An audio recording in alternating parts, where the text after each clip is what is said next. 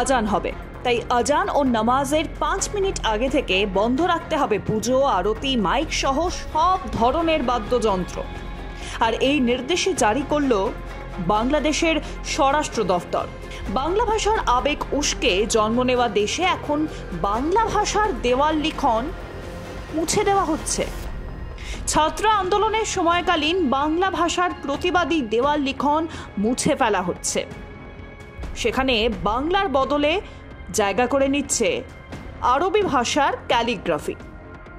হাসিনা মুক্ত তথাকথিত স্বাধীন বাংলাদেশের এখন এটাই ছবি।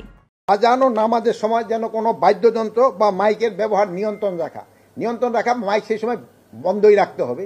এটাও ভাই আমাদের সাথে এগ্রি করছে।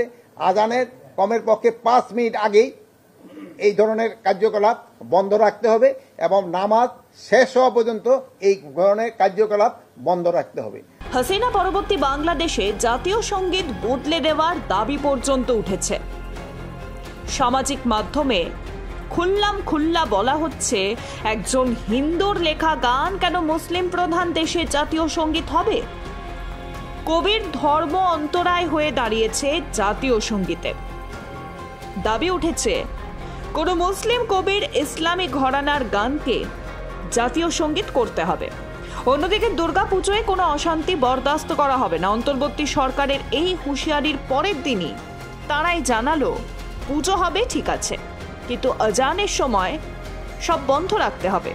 ধরুন, যদি সন্ধ্যার আজানের সময় সন্ধ্যা আরতি বা মন্ত্রোচ্চারণ হয়, তা করতে হবে মাইক ছাড়া বা মসজিদের আওয়াজ না যায় সেইভাবে।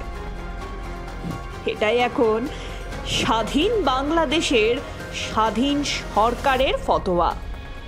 Bureau report, Ritam Bangla.